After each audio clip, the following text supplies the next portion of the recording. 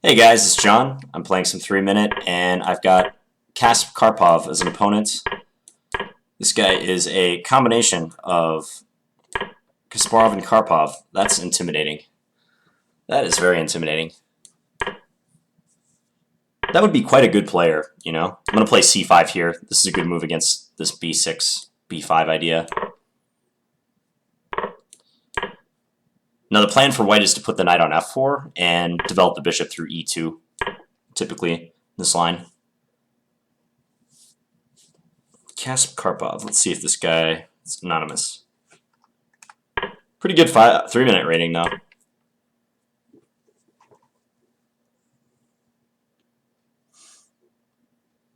I'll be castling short next, probably posting my rooks on c1, d1. I think this one I'm going to take. Yeah, I'm going to take.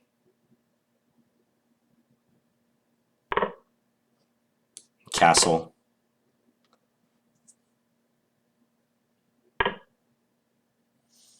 Okay, so sometimes in this structure, a4 is a good move. So I'm contemplating that. I think I'm going to do it, and I expect him to play rook b8. But after he goes rook b8, I can trade on b5, and he might have some trouble developing this bishop, because b7 could be met by knight takes b5 in that case. Wow, so he just advances. Knight d1 or knight d5. Knight d5 certainly looks way more natural. Yeah, let's do that. I don't see why not.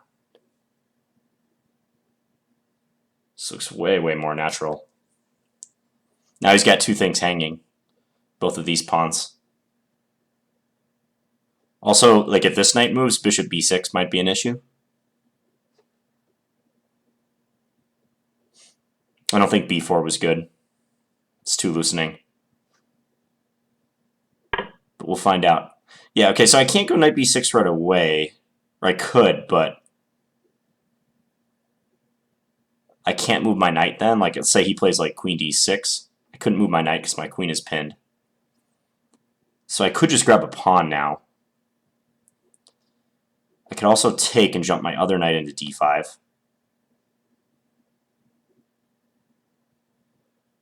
I think I'm just going to grab a pawn. Just keep it simple. Takes there, we trade.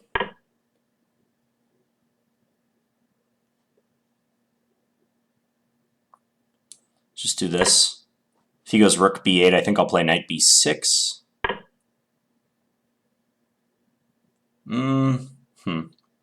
I was going to do that, but knight d3 might be an issue. Let's still do it. I think it's good. Discovered attack on his queen. So if knight d3, I take here, he takes with c-pawn, hit this c-pawn, and maybe a5, just to really clamp down my knight on b6. I think that's good. I'll probably play a5 on almost any move he plays here. Well, not knight d3, but trade and then play a5.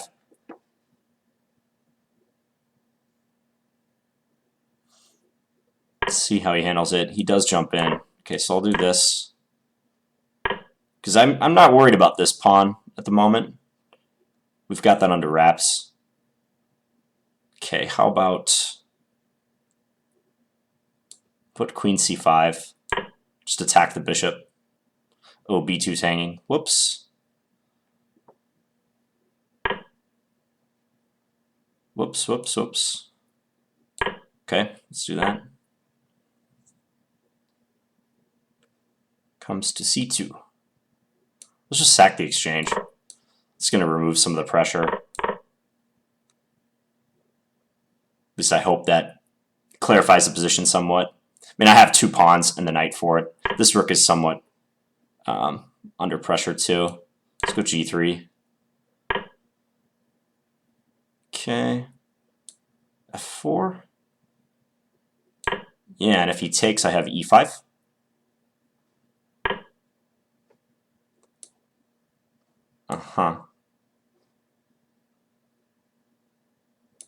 Let's go here. Check. I'm pinned right now, but I don't think he can exploit it. So let's get out of this pin.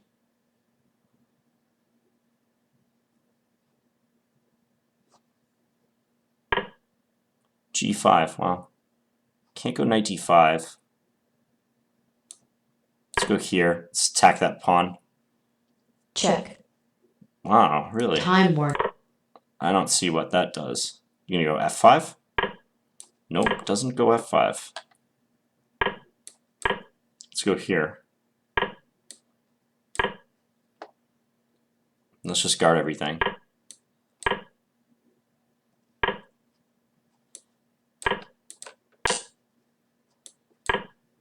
Check. Just try to guard everything. Okay, Check. now I've got everything covered.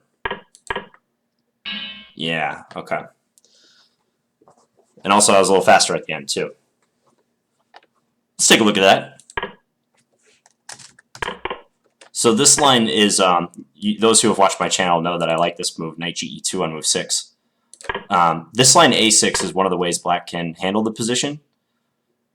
More often you see c5. c5 would be the main move, in which case white can take it into a Benoni type position with d5. White can also play bishop e3 and try to steer it into a Meraxi bind. Another option is knight c6. It's really popular. White usually goes bishop e3 followed by queen d2. But this a6 move is not so bad.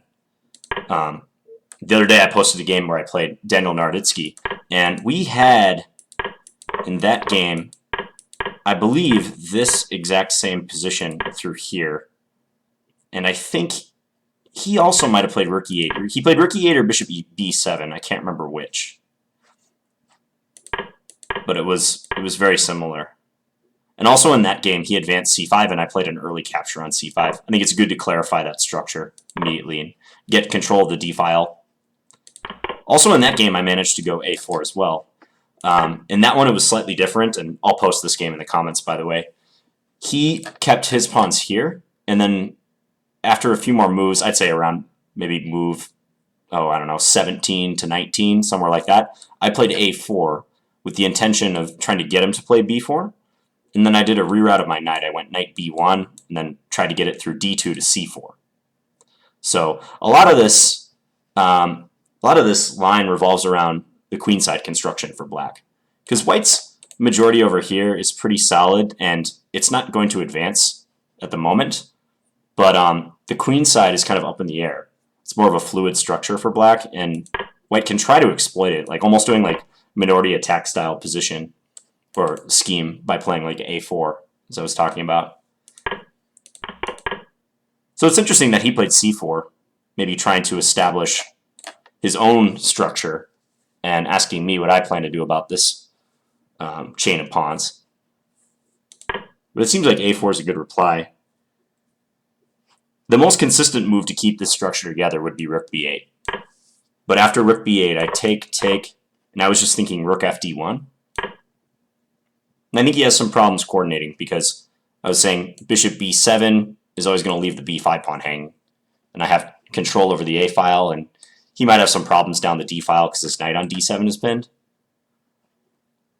So he could face some trouble in really breaking out of this situation. And if he plays something like queen e7, trying to escape the pin, I think rook a7 comes in handy for me. This is starting to look really promising for white. So I don't like c4.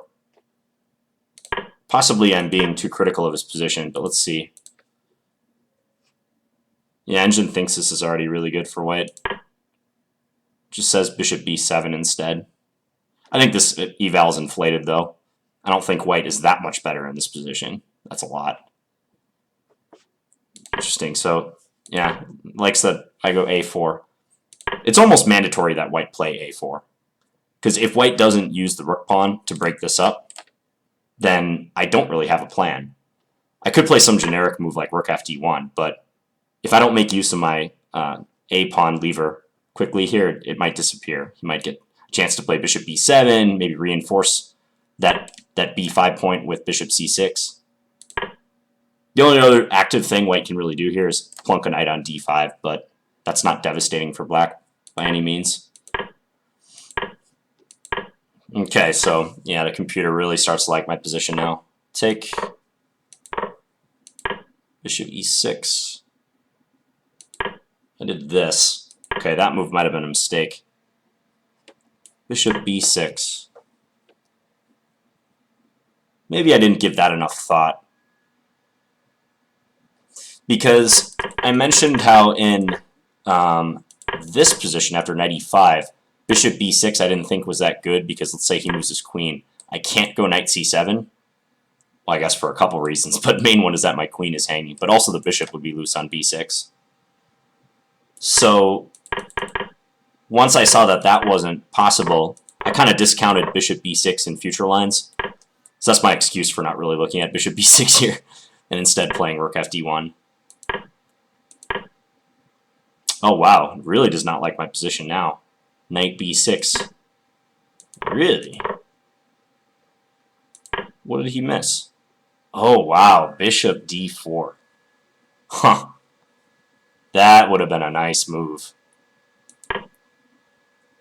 Wow, very nice. So the engine points out that this is a strong move for black. That's like the quintessential in-between move. Who would not just make this automatic capture? Even in an OTB game. Like, who would not play just c takes d3 here?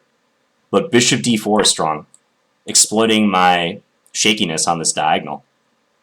That's incredible.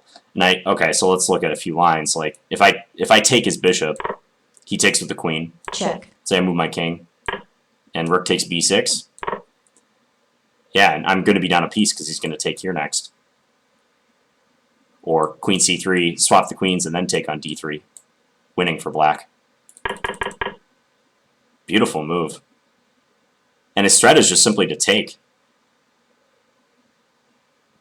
If I try to bring my queen back, let's say here, I'm sure he can take with the queen.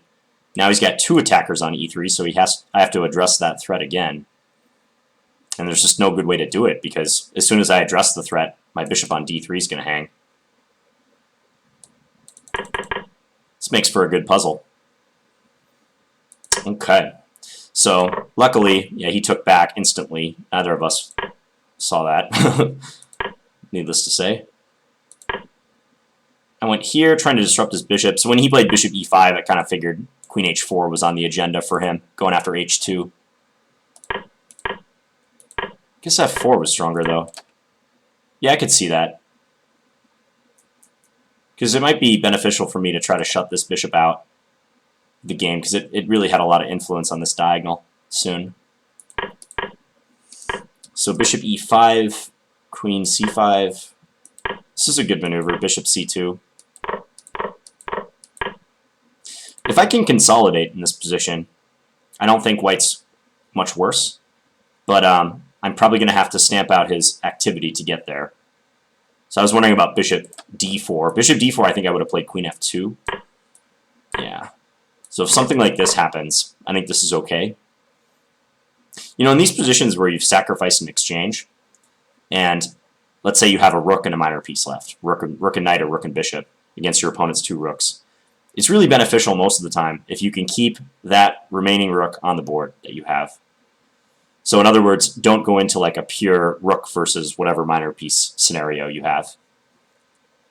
And there's some reasons for that, but mainly it'll give you more activity, and you can hide the fact that you don't have a rook compared to him. You have one less rook, yet you have minor piece instead. You can hide that fact by keeping one of both of your pieces on. Whereas when you exchange the rooks, it sometimes becomes more noticeable that the rook is like better than the minor piece. So kind of a digression, but that comes up in this game because I think if he could ensure that like the queens and the bishops and maybe a pair of rooks came off the board, I'm not so confident about my chances. I mean, that actually did happen at the end, but the thing was I won another pawn in the process. So g5. Yeah, g5 was a weird move. I don't know why he did that. Engine still prefers him if he just lifts his rook. I guess I could have just taken, too. Captured on g5. I thought his idea was this. Yeah, that's what he played, right? g4. Yeah, okay, I thought his idea was f5. That's what it was. Daring me to bring my king out, which I can assure you I would not have done. But like king h3, let's say rook takes e4. So this is kind of a good example of what I'm saying about exchanging the rooks, because I feel like after I take, and let's say he takes here, I guess the engine thinks I'm okay somehow, but to me, I feel like I lose a lot of my potential for counterplay when I no longer have that rook.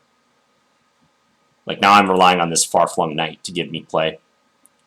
That rook just seemed to like shore everything up for white. But it's kind of an abstract concept. But he didn't do that. He played this, and then I got to go back. And now it was just total time scramble till the end. Did I miss some winning move here? Rook d3 would have been good. Okay. Yeah.